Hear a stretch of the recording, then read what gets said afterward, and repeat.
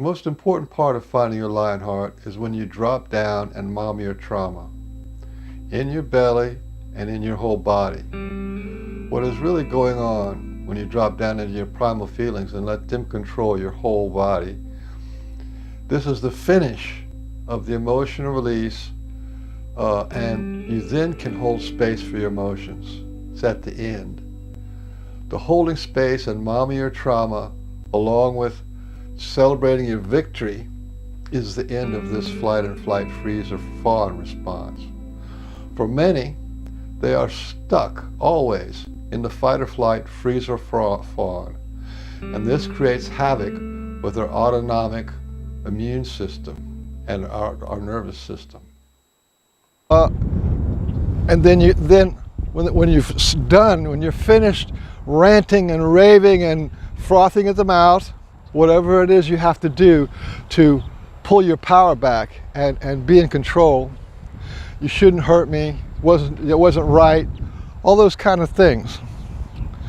Then with this big massive fear and the big massive anger, you can go down and actually embrace your own deepest pain, whatever that deep pain is that you have, whether it's neglect or being judged or being abused, whatever it is. You go down there and feel it, and feel the grief, the sadness, whatever it is, you cry it out, you moan it out. And you, as the actor, as the one in control, embrace that. Yeah? Now, once you're in there, once you're in your pain, the whole point is to get into your pain. Once you're in there, and you remember you're a much bigger person now because you have this great energy that you've built up, so you can embrace this pain because it's not bigger than you. You are now bigger than it. That's the point of the exercise, to become bigger than your pain. You embrace it and you feel it. Then you can feel into yourself and you feel into that person. If it was your parents, you can look at their pain, right? There's your pain, but in your pain is their pain. Okay? And this is kind of an important step, because as you heal your pain, as you embrace your pain, you have to pretty much embrace theirs, because yours mirrors theirs. So when you change your reflection, you'll change their reflection. So it's important to feel all the pain that exists within your pain, nested inside your pain. This is what holding space looks like, and what it sounds like too. You are both the child and the parent.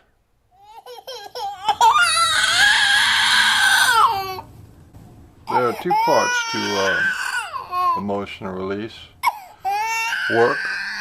One is your will, which is represented by the baby, and the other one is you, which is represented by this father here, the ideal parent.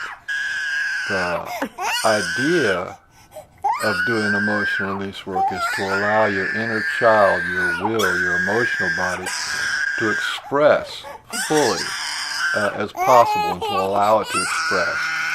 And the ideal parent or the therapist or the best friend, which is you, allows it, observes it, accepts it, and just holds the space for the expression to happen. Our emotional wounds are the result of unexpressed, unfinished. When they're unfinished, they stay inside of us, so you end up with just sort of like a silent baby crying all the time.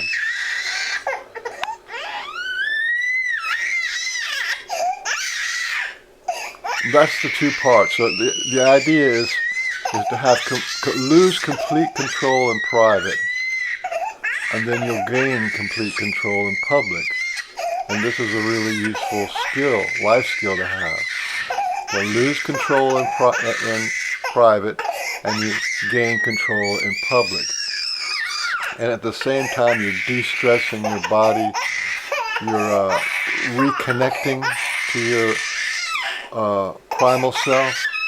And in this part where the baby embraces the father, that's where you mama your trauma, you daddy your drama, and this is actually, you're seeing the birth of compassion for both the child and the father. This is the birth of compassion. And this compassion that you have for yourself, for your own emotions, is what this world needs and what you need. Because if you have compassion for yourself, then you can have compassion for others. Because people are going to go through meltdowns, and you'll go through meltdowns too in your life.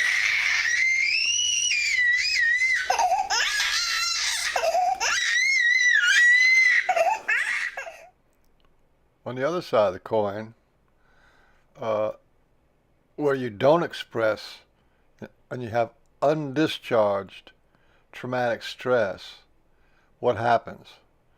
Well, if the fight or flight is stuck on, you get anxiety, panic, hyperactivity, exaggerated startle, inability to relax, restlessness, hypervigilance, digestive problems, emotional flooding, chronic pain, sleeplessness, hostility, and rage. Now, if your undischarged traumatic stress is shut down, shut on off, then you got the freeze or fawn part of it, and that creates disassociation, disconnection, depression, flat affect, lethargy, deadness, exhaustion, chronic fatigue, complex syndromes, pain, low blood pressure, and there you go. And the results of all that, just one of the symptoms is anxiety, which a lot of people have, and that's what's next. You know what anxiety feels like. We all do. Everyone experiences anxiety in some way or another. It's something that connects all of us together. Why we feel anxiety and what it really is, that may surprise you.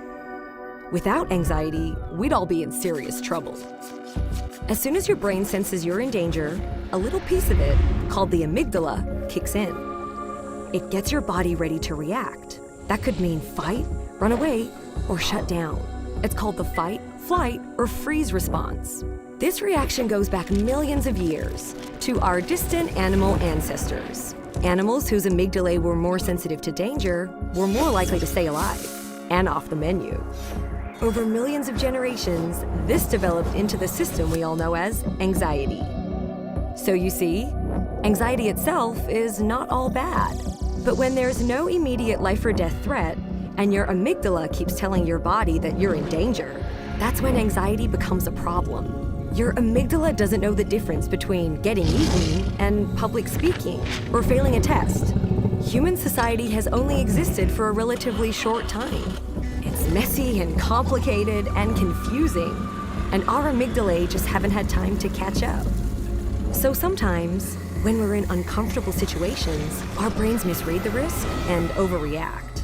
Our hearts beat faster and we breathe heavily, pulling more oxygen into our bodies. The muscles in our arms and legs tense up and fill with blood. Our skin perspires to cool us down. This would all be great if we needed to fight or run, but instead, we just feel tense and sweaty. Sometimes our minds go blank and we feel like we can't move or talk. That would be great if we needed to hide. Instead, we just feel stuck. When things trigger our anxiety, sometimes we try to avoid them, like our ancestors avoiding a predator. But that can cause problems when those triggers are important parts of life, like going to school or meeting new people, things that won't just give up and go away. So how does knowing all this help? Well, it starts with remembering what's really going on. There's nothing physically wrong with you. It's just your amygdala trying to tell you it thinks you're in danger, even if it gets confused about how much danger you're really in. Understanding why we feel anxiety is an important step in learning to manage it.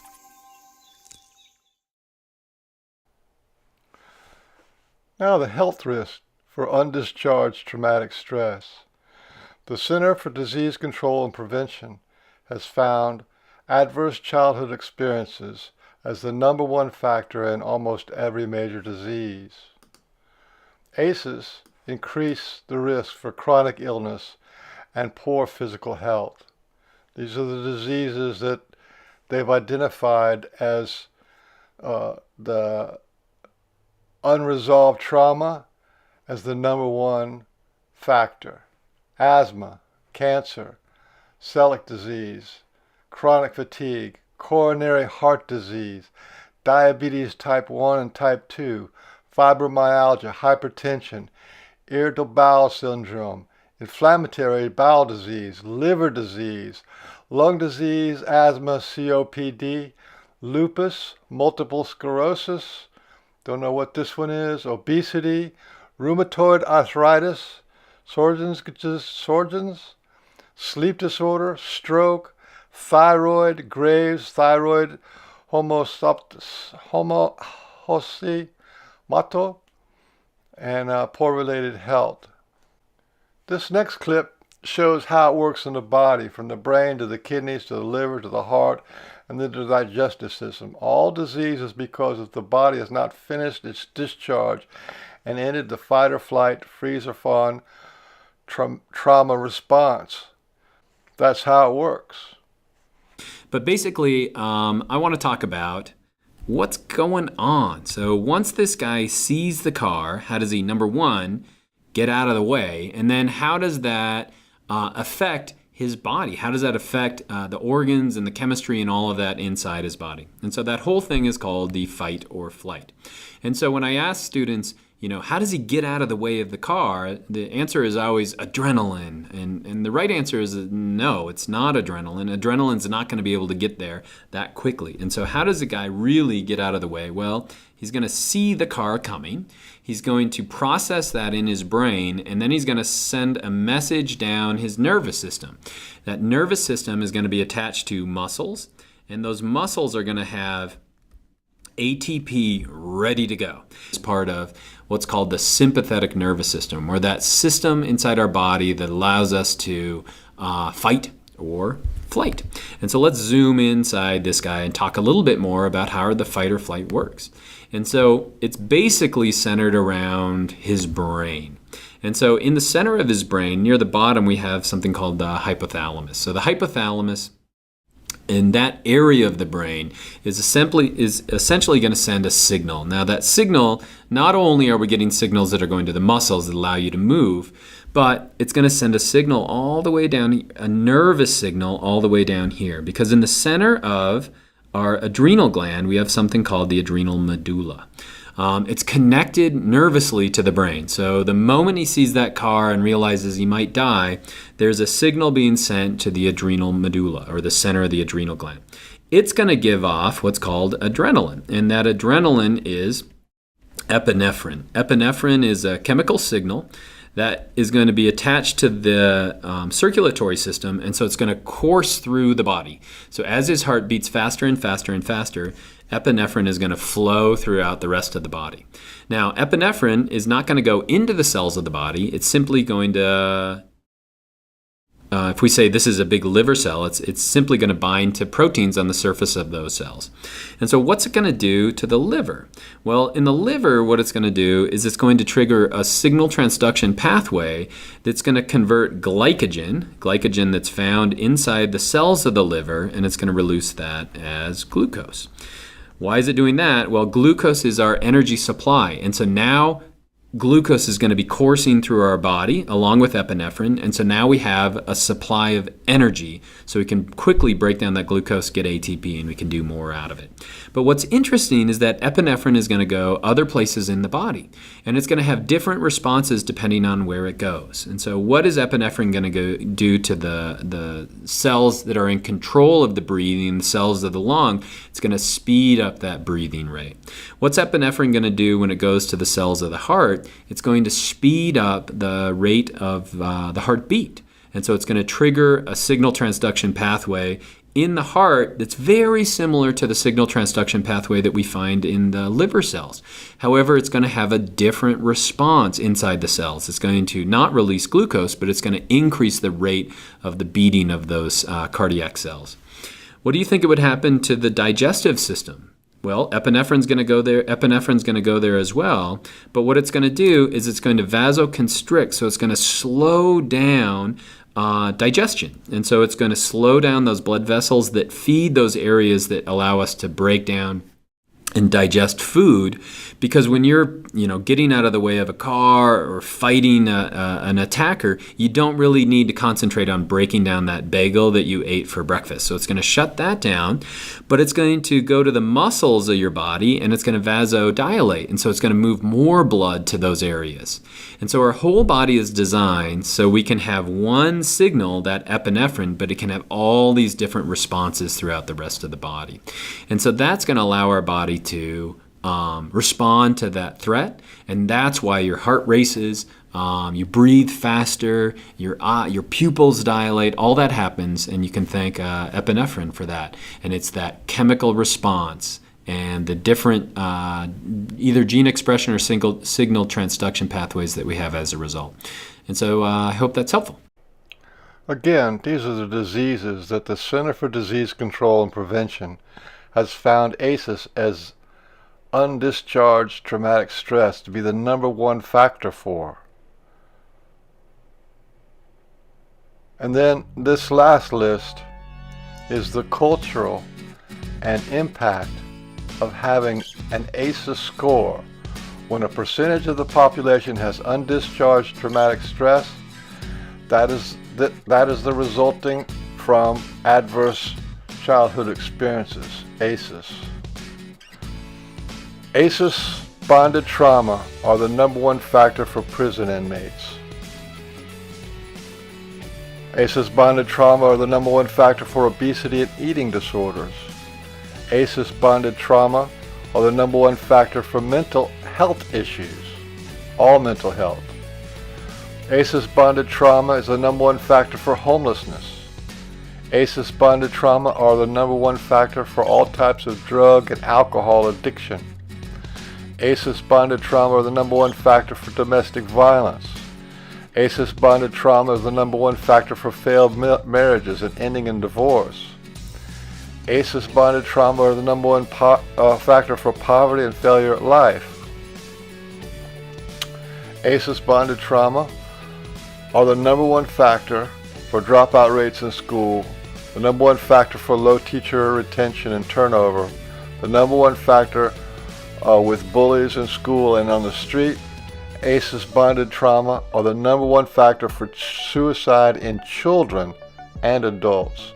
ACEs bonded trauma are the #1 factor for adults, for childhood and adult PTSD. I didn't put the health factor in there because I gave you a whole separate list for that. In America, 209 million people show signs of ACEs. That's 66%. It's time to destroy the idea that repressing emotions is a sign of strength. It is not. Repressing emotions is the #1 factor for almost every issue in this world, and we can learn how to express our emotions in a healthy manner.